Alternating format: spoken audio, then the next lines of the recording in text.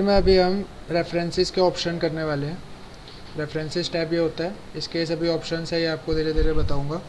References के लिए आपके पास एक बुक बनी होनी चाहिए। आप लोगों को बोला था बुक बनाने के लिए, कुछ इस तरीके की बुक आपने बनाई होगी। जैसे इसमें पेंट ब्रश दिया हुआ है, पेंट ब्रश को ओपन करने के मेथड्स दिए हुए हैं, उसके बाद पेंट ब्रश की एक इमेज आ रखी है। ऐसे वर्ड पैड दिया हुआ है, वर्ड पैड को ओपन करने के मेथड्स दिए हुए हैं और ये वर्ड पैड की इमेज आ रखी है। तो ऐसे टॉपिक बाय टॉपिक आपने पेजेस बना रखे होंगे अपनी बुक के अंदर, उसकी आप प्रैक्टिस करोगे रेफरेंसेस के ऑप्शंस का यूज़ करके। कैसे करेंगे? सबसे पहले आप कोई भी बुक देखते हो, उस बुक के स्टार्टिंग में एक इंडेक्स होता है। इंडेक्स में क्या रहता है, आपको दिया रहता है कि कौन सा टॉपिक कौन से पेज नंबर पे है। ठीक है, तो ऐसा आपको एक इंडेक्स अपने डॉक्यूमेंट के अंदर जनरेट करना है। तो डॉक्यूमेंट में इंडेक्स जनरेट करने के लिए रेफरेंसेस के अंदर आपको फर्स्ट सेक्शन दिखता है table of contents. Table of contents में फर्स्ट ऑप्शन है टेबल ऑफ कंटेंट्स। आप इस पर क्लिक करोगे तो आपको ऑटोमेटिक टेबल 1, ऑटोमेटिक टेबल 2 और मैनुअल टेबल दिखाई देगा। तो हमें ऑटोमेटिक टेबल 1 में और ऑटोमेटिक टेबल 2 में से किसी एक को सिलेक्ट करना है। अब दोनों में डिफरेंस क्या है ये देखो। ऑटोमेटिक टेबल 1 में देखो ऊपर लिखा हुआ है कंटेंट्स, और ऑटोमेटिक टेबल 2 में देखो लिखा हुआ है टेबल ऑफ कंटेंट्स। सिर्फ इतना ही डिफरेंस है। इस वाले टेबल का टाइटल आएगा कंटेंट्स और इस वाले टेबल का टाइटल आएगा टेबल ऑफ कंटेंट्स। मैं एक बार क्लिक करके देखता हूँ। मैंने ऑटोमेटिक टेबल 1 पे क्लिक किया तो आप देखो क्या लिखा हुआ, कंटेंट्स, और आपके जितने भी टॉपिक्स आपने बना रखे थे, जो मेन हेडिंग थी वो सबसे ऊपर आ रही है, सब हेडिंग उसके अंदर आ रही है, उसके अंदर की सब हेडिंग उसके अंदर आ रही है, ऐसी फिर मेन हेडिंग। तो इस तरीके का इंडेक्स आप जनरेट कर सकते हो ऑटोमेटिकली, अगर आपने बुक के अंदर हेडिंग्स का यूज़ करके उसको बना रखा है। अभी मैं एक बार इसको रिमूव कर देता हूँ। यहाँ से रिमूव करा टेबल ऑफ कंटेंट्स को। अब दोबारा से टेबल ऑफ कंटेंट्स पे गया और यहाँ से ऑटोमेटिक टेबल 2 पे क्लिक किया। तो इससे आप देखोगे कुछ भी डिफरेंस नहीं आया, सिर्फ ऊपर टेबल ऑफ कंटेंट्स आया लिखा हुआ। ठीक है, तो आपको ऑटोमेटिक वाले पे ही काम करना है, मैनुअल वाले पे काम नहीं करना है। क्यों नहीं करना है मैनुअल वाले पे? जो इसमें थर्ड ऑप्शन दिया हुआ है मैनुअल टेबल, मैनुअल पे आप जब क्लिक करोगे तो आपको इस तरीके से लेवल एक रो टेबल दिखाई देगा और इसमें आपको मैनुअली सारे के सारे टाइटल्स डालने होंगे। तो जब आपको ऑप्शन दिया हुआ है कि आप ऑटोमेटिकली ये कंटेंट जनरेट कर सकते हो, तो मैनुअल वाले को करने की नीड नहीं होगी। समझ में आया? चलो अभी हम इसको एक बार रिमूव कर देते हैं और रिमूव करने के बाद अपना दोबारा से कंटेंट वाला बना दिया। अभी यहाँ पर 2 ही टॉपिक्स मैंने ऐड किए हैं। अब मैं थोड़ा नीचे आया और नीचे आकर के मैं कोई दूसरा टॉपिक भी ऐड करता हूँ। मैंने इसको पूरे के पूरे को कॉपी कर लिया और कॉपी करके नेक्स्ट पेज पे गया और यहाँ के इसको पेस्ट करा, और ये जो थर्ड वाला है इसको मैंने डाल दिया वर्ड पैड के बदले नोट पैड, और यहाँ पे डेफिनेशन लिख देंगे हम नोट पैड की।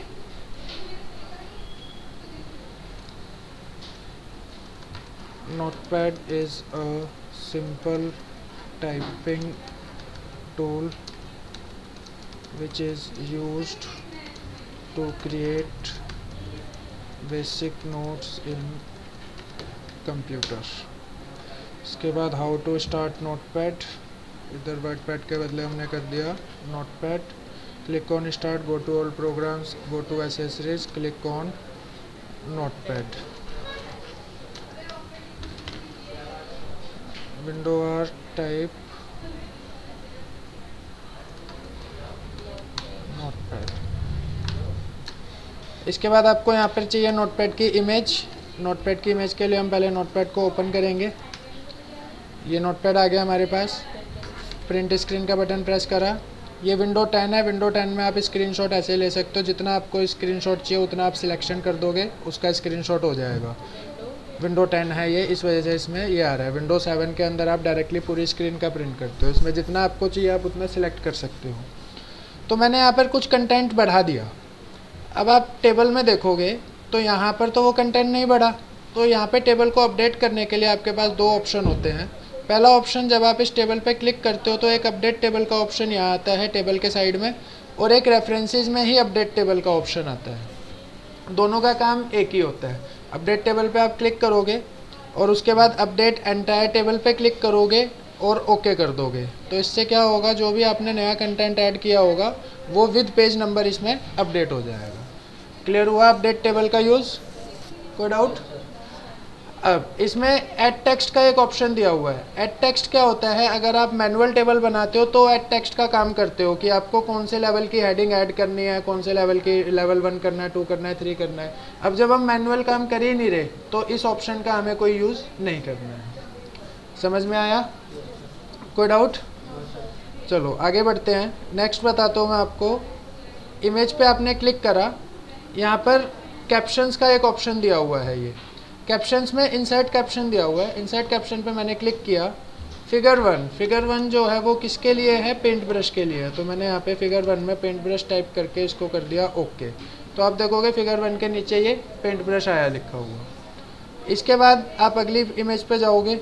ये आ गई हमारी दूसरी इमेज। इस पर क्लिक करा, इंसर्ट कैप्शन पे क्लिक करा। फिगर टू जो है हमारी वर्ड पैड के लिए है। तो हमने यहाँ पे वर्ड पैड टाइप करके ओके कर दिया। फिगर 2 के नीचे वर्ड पैड आ गया लिखा हुआ। ऐसे ही मान लो आपको थर्ड फिगर पे जाना है, कैप्शन बनाना है। इस पर क्लिक करा, इंसर्ट कैप्शन पे क्लिक करा। फिगर 3 जो है वो नोट पैड के लिए है। तो जैसे जैसे आप अलग अलग फिगर्स को ऐड करते जाएंगे, फिगर की काउंटिंग्स जो है वो बढ़ती जाएगी।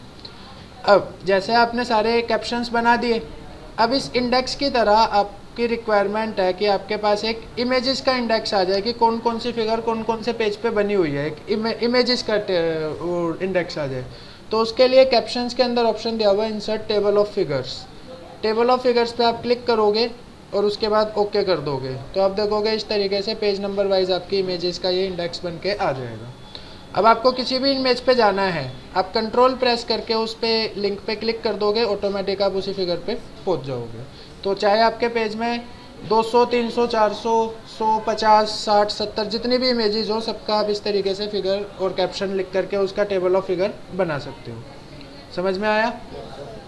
अभी देखो यहाँ पे अपडेट टेबल का ऑप्शन जो है फिगर इसमें कैप्शंस के अंदर, अपडेट टेबल हाईलाइट नहीं है। हाईलाइट क्यों नहीं है? क्योंकि अभी आपने कोई नया कंटेंट इसमें ऐड नहीं करा है। सपोज़ करो मैंने नया कंटेंट यहाँ पर एक इमेज और बनाई, मैंने माइक्रोसॉफ्ट एक्सेल की मैं कोई इमेज इसमें डालना चाहता हूँ। तो मैंने यहाँ पे एक्सेल को स्टार्ट किया,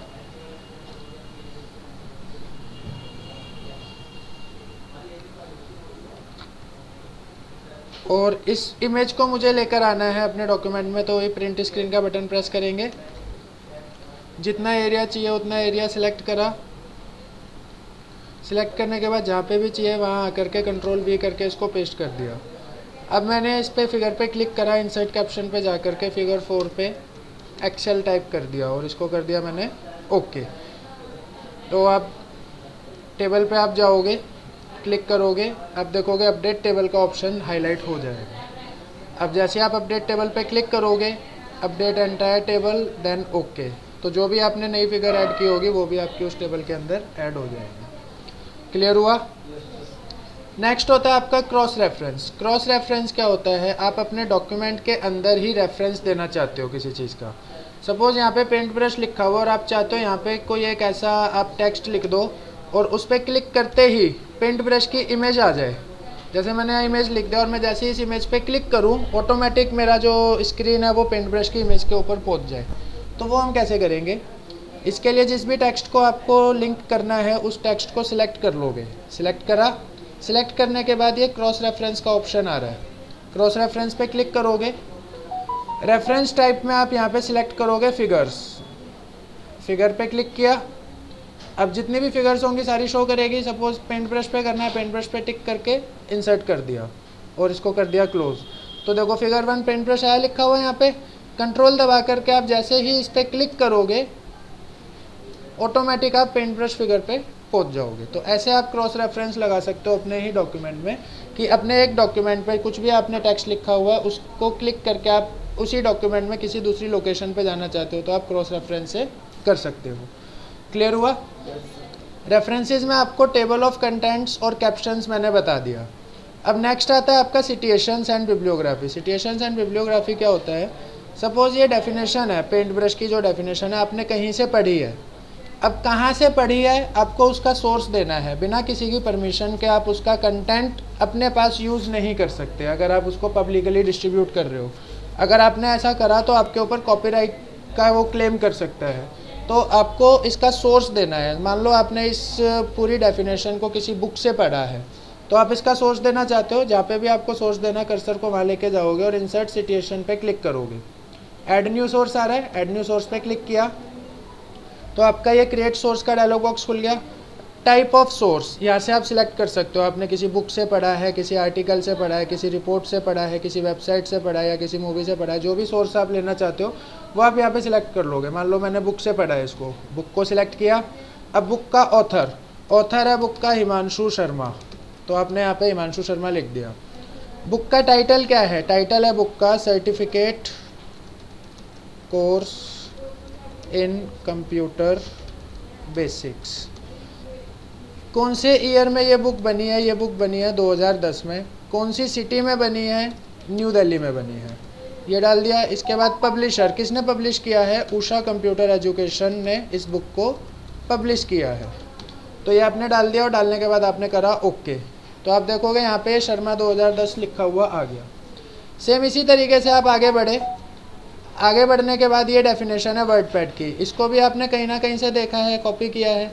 सपोज इसको आपने कॉपी करा है किसी मूवी से, तो आप इस पर कर्सर लेके जाओगे, इंसर्ट सिचुएशन पे जाओगे और ऐड न्यू सोर्स पे क्लिक करोगे।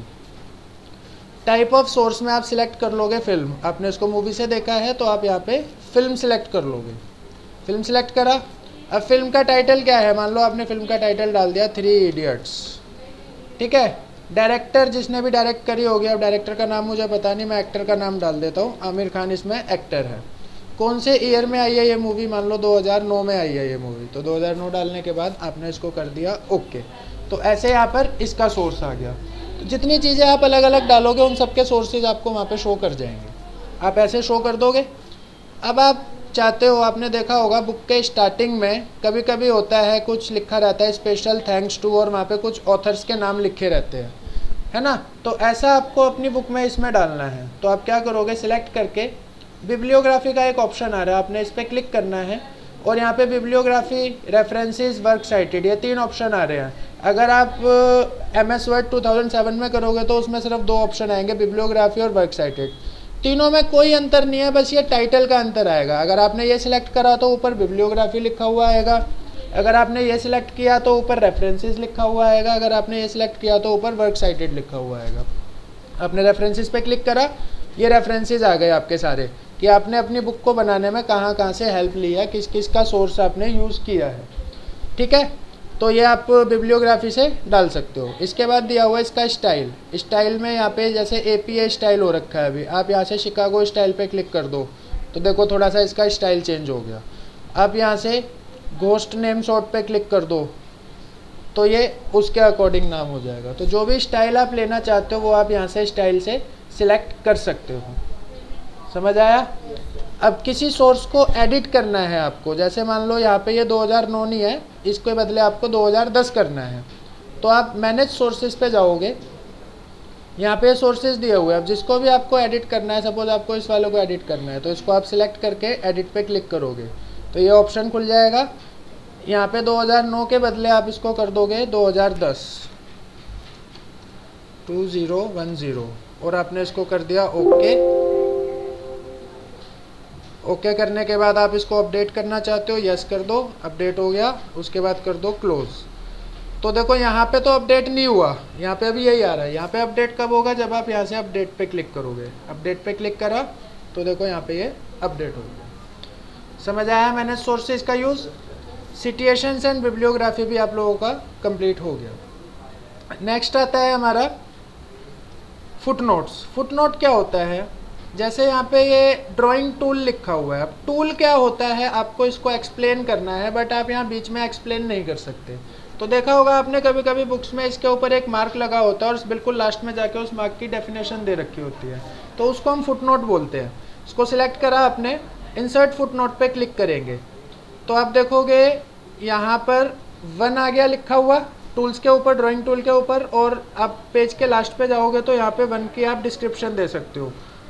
Tool is a computer program, ये आपने डाल दिया। इसके बाद मान लो आप आगे जा रहे हो और आगे आपको यहाँ पर ये कंप्यूटर लिखा हुआ दिख रहा है, आप इस कंप्यूटर की डेफिनेशन भी लिखना चाहते हो तो आप इसको सिलेक्ट करोगे, इंसर्ट फुटनोट पे क्लिक कर दोगे तो देखो यहाँ पे 2 नंबर आया लिखा हुआ और वहाँ कंप्यूटर के ऊपर भी 2 नंबर लिखा हुआ आया होगा। अब आप यहाँ पे कंप्यूटर की डेफिनेशन डाल सकते हो।